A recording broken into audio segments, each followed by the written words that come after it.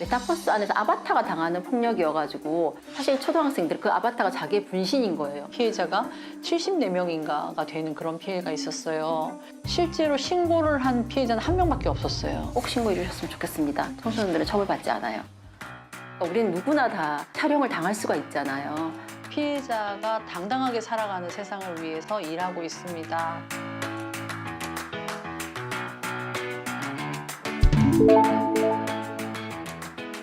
성폭력이란 무엇인가요? 디지털 기기를 이용한 모든 성폭력을 다 디지털 성폭력이라고 할 수 있는데, 그러니까 성폭력은 동의 없이 온라인이나 오프라인에서 성적 자기결정권을 침해하는 행위가 성폭력이라고 할 수 있죠. 그러면 디지털 성범죄의 유형에는 어떤 것이 있나요? 제일 대표적인 게 불법 촬영이요. 여러분들이 자주 가는 공중 화장실이나 아니면 숙박업소, 대중교통 이런 곳에서 이제 동의 없이 촬영하는 그런 불법 촬영이 있고요. 그리고 이제 이 촬영물을 유포하는 행위, 이런 것도 디지털 성폭력의 유형이고, 그리고 유포하겠다고 협박하는 것, 이것도 디지털 성폭력이고요.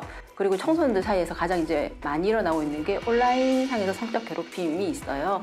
단체 채팅방이나 아니면 메신저를 통해서 어떤 특정 대상에게 뭐 성적 언동을 한다든지 아니면 비하, 모욕하는 그런 행위들 뿐만 아니라 이제 동영상을 올리거나 사진을 게시해가지고 뭐 모욕하는 행위, 비하하는 행위 이런 것들도 전부 다 온라인상에서 괴롭힘, 성적 괴롭힘에 해당되고요.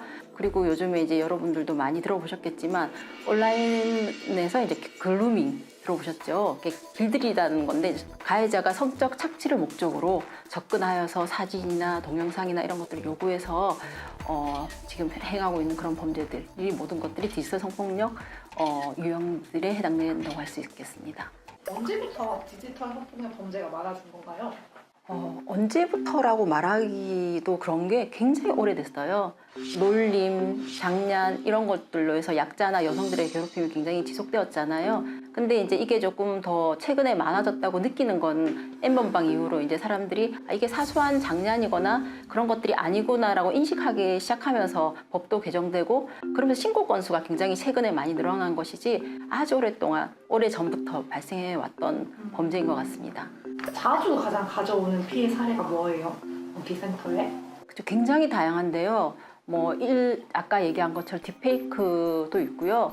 그리고 이제 뭐 채팅방에서 자신의 사진이 올라와 있거나 동영상을 촬영해서 올리거나 어떤 그런 부분도 굉장히 많고, 그다음 오픈 채팅방에서 동영상을 보내는데 보낸 동영상으로 이제 협박을 당하거나 그런 범죄들이 좀 많이 발생하고 있는 것 같습니다. 디지털 성폭력은 주로 어떤 대상에게 많이 발생하나요?를 너무 연령대도 초등학교 유치원생부터 시작해가지고 굉장히 나이가 많으신 분들까지 광범위하게 넓게 나타나고 있는 것 같아요. 올해 남자 피해자들도 굉장히 많았고요. 사실은 불법 촬영이 디지털 성폭력의 하나의 유형이잖아요. 그러다 보니까 우리는 누구나 다 촬영을 당할 수가 있잖아요. 그렇기 때문에 피해자들은 굉장히 다양한 연령대에서 나타나고 있습니다. 최근에 이제 스마트폰의 발달로 신종으로 계속 변화하고 있는 유형에는 좀 어떤 게 있을까요? 초등학생들이 사실 메타버스나 뭐 제페토 이런 것들 플랫폼 이용하잖아요. 거기 아바타를 대상으로 이제 성희롱하거나 스토킹하거나 또는 뭐 폭력, 강간까지 막 이루어지고 있거든요. 그런 범죄들 사실 초등학생들 대상으로 이제 굉장히 많이 발생하고 있는 것 같아요. 예를 들면은 뭐 이런 얘기하는 공간들에서 실제로 성착취가 이루어지고 있다 이런 얘기를 들어서 제가 사실은 어떤 한 공간에 들어간 적이 있어요. 공간에 들어간 적이 있는데 그 공간은 이제 아이돌을 좋아한다라고 하는 그런 공간이었어요. 제가 들어가니까 그 공간에 넷이 있더라고요. 사람 넷이 있는데 저한테 쪼르름이 오는 거예요. 와서 다짜고짜 저한테 너 몇 살 이러는 거예요. 그래서 순간 너무 당황했는데 거짓말을 하면 감당이 안 되니까요. 옛날에 거짓말을 한번 해보니까 감당이 안 되더라고요. 그래서 나이를 얘기했어요. 그러니까 걔가 나이를 말해, 몸무게 말고 이러는 거예요. 사실대로 약간 어려운 말을 섞어서 이제 얘기를 하니 애들이 다 막 떠나더라고요. 막 뿔뿔이 가는 거예요. 그래서 내가 야 너희들도 나이를 얘기해야지 라고 했더니 그 4명이 11살 1명, 10살 2명, 9살 1명 전부 초등학생이었어요. 너무너무 깜짝 놀랐어요. 그래서 제가 그때 어떻게 생각했냐면 내가 만약에 나이를 14살, 16살 정도로 설정을 하고 그냥 편하게 들어가서 그 아이들의 내용에 맞춰서 공감해주면서 조금 얘기하면 소위 말하는 온라인 그루밍을 통해서 얼마든지 내가 원하는 그런 것들을 얻어낼 수 있겠구나라는 생각을 했었고 그런 것에 대한 그 교육이나 그래서 그런 거 굉장히 필요하고 중요할 것 같아요. 아이들이 그 온라인 공간을 이용할 때 꼭 알아야 될 것들을 가르치고 하는 것들이 필요할 것 같습니다. 초등학생 피해가 늘어나고 있는 거예요? 메타버스 안에서 아바타가 당하는 폭력이어가지고 아유 뭐 별거 아니지라고 생각하지만 사실 초등학생들 그 아바타가 자기의 분신인 거예요. 그래서 이 아바타가 당하는 폭력이 정말 자기가 직접 경험한 폭력처럼 심각하게 충격을 받고 힘들어한다고 하더라고요. 청소년들이 특히 디지털 성범죄에 쉽게 넘어가거나 노출되는 이유가 있을까요? 청소년들은 태어나면서부터 디지털 기기를 뭐 사용한다고도 말할 수 있을 만큼 굉장히 밀접하게 생활해 왔잖아요. 그리고 이들이 온라인 공간은 사실 굉장히 다양한 역할을 하고 있는 것 같아요. 친구들을 만나기도 하고 소통하기도 하고 놀이터가 되기도 하고 그러다 보니까 그냥 온라인 공간이 일상인 것 같아요. 이 친구들은 온라인 공간이 너무 익숙하고 친밀한 공간이다 보니까 경계가 조금 느슨해지는 것 같긴 해요. 그래서 거기서 만난 사람들도 굉장히 내가 잘 아는 사람 그리고 내가 믿을 수 있는 사람이라고 생각하고 그러다 보니까 이제 사진도 보내기도 하고 동영상을 보내기도 하고 이런 일이 발생하는 것 같습니다. 온라인상의 범죄는 직접 폭행을 하거나 직접 접촉이 있는 게 아니잖아요. 그러니까 가해자들도 그것에 대해서 심각한 범죄라고 생각하는 게 어려운 것 같고 그것이 잡히지 않을 때까지 계속 반복적으로 일어날 수 있는 것 같아요. 사실 디지털 성범죄의 특성이라고 하는 것이 좀 유포라든가 혹은 촬영이라든가 이런 걸 하더라도 피해자는 바로 피해 사실을 모를 수가 있어요. 그래서 피해자가 피해 사실을 바로 모른다는 것이 저는 대표적인 특징 중에 하나인 것 같고요. 이제 디지털 성범죄 같은 경우에는 피해자가 한 명이라 하더라도 그거 촬영해서 돌려보고 저장하고 품평하고 이런 사람들까지 해서 가해자가 무수히 많을 수가 있다라는 점이고요.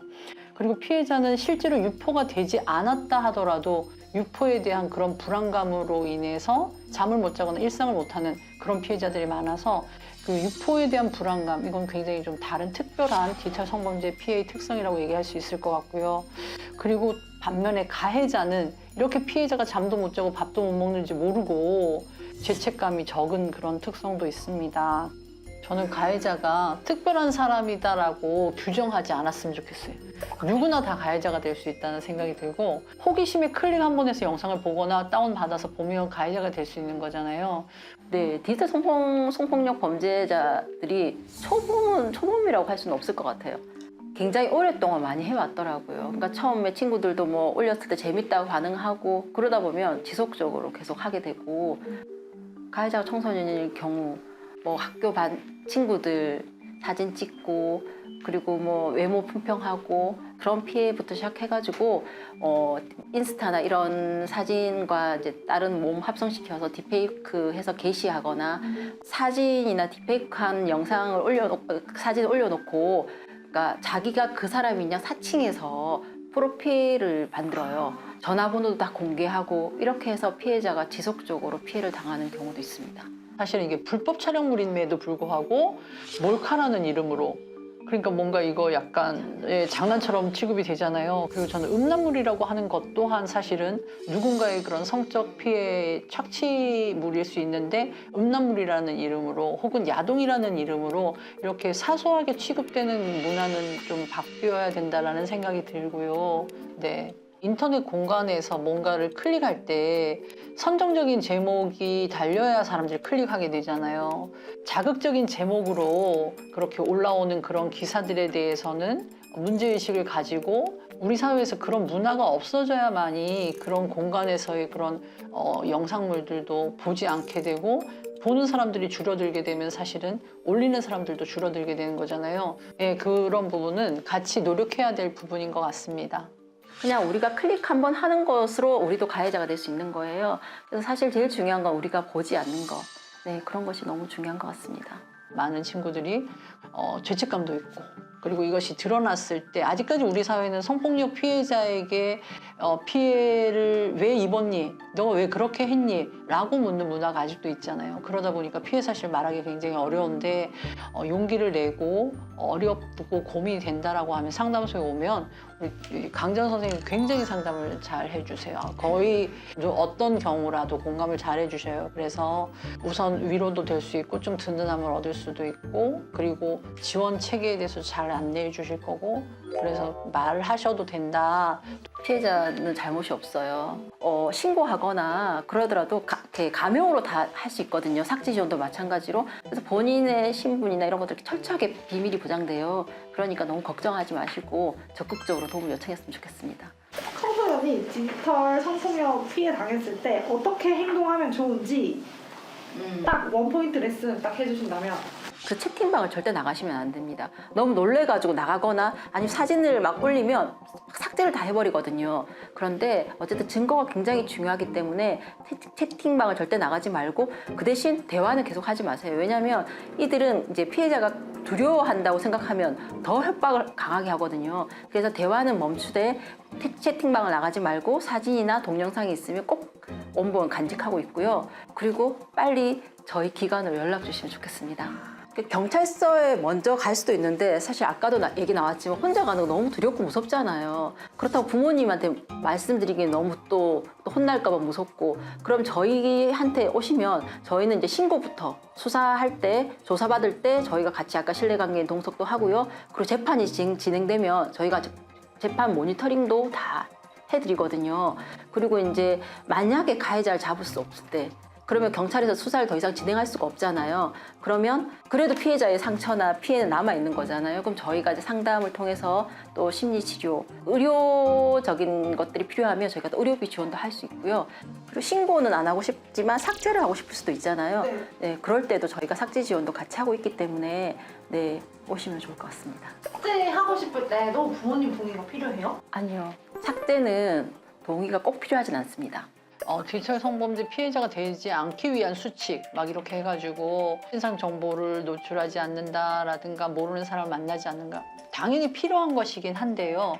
그것만으로 예방 활동을 하게 된다면 내가 조심하지 않았기 때문에 생긴 일이야 라고 해서 위축되고 자책하고 말하지 않게 되잖아요. 그래서 결국은 또 피해가 또 발생하고 그럴 수 있잖아요. 그래서 피해자가 되지 않도록 하는 그런 수칙과 더불어서 우리 사회의 문화를 바꾸고 법을 만들고 법대로 제대로 처벌하고 하는 그런 것들이 우리 사회 전반의 노력이 필요하다라는 생각이 듭니다. 예방을 위해서는. 태화강 앞에 있는 큰 전광판 이런 데에 데이트 폭력은 사회적 범죄입니다. 그런 것들을 계속 홍보하고 있잖아요. 그래서 디지털 성폭력도 그렇게 전광판 같은 곳에 시민들을 위한 인식 개선을 위한 그런 홍보를 좀 하시면 좋을 것 같다는 생각이 들고 그 다음에는 학교 학생들에게 다양한 예방 교육이 필요한데 그 예방 교육은 피해 학생들이 조심해야 돼 이래야 피해를 안 입어가 아니라 우리가 어떻게 사람을 대하고 그 사람 입장에서 생각할 것인가 하는 이런 인권 교육, 성인지 감수성 교육을 포함해서 디지털 예방 교육이 다양한 방식으로 이루어지는 것도 필요하다고 생각합니다. 어쨌든 굉장히 두려워하고 힘들어하잖아요. 야, 너 잘못이 좀 있지 않아? 뭐 이런 말도 쉽게 할 수 있어요. 너가 왜 그런 거 하지 말지 그랬어? 라고 얘기하면 사실 더 큰 피해를, 이게 상처를 입거든요.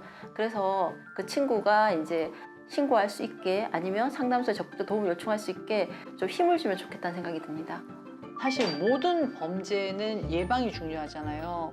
그런데 저는 디지털 성범죄야말로 예방이 중요한 것이 피해를 입고 나면 그 일상을 회복하는, 그러니까 피해를 다시 일상으로 돌리는 것은 너무 많이 힘들어요. 그래서 저는 예방이 답이라고 생각하고요. 그 예방하는 것 내용들이 대부분은 피해자의 탓하는 것이 아니라 가해자와 우리 사이가 바뀌어야 된다는 얘기를 하고 있잖아요. 그래서 그런 것들을 보면서도 피해자들이 일상을 회복하는 데 도움이 될 거라고 생각합니다. 252-8247 어떤 디지털 성폭력도 피해자의 잘못이 아닙니다. 피해자가 당당하게 살아가는 세상을 위해서 일하고 있습니다. 너무 염려하고 걱정하지 말고 걱정을 함께 나눌 수 있도록 저희 상담소에 전화해 주세요. 저도 침묵은 우리를 지켜주지 못해요. 네, 그래서 용기를 내서 꼭 적극적으로 도움을 요청했으면 좋겠습니다.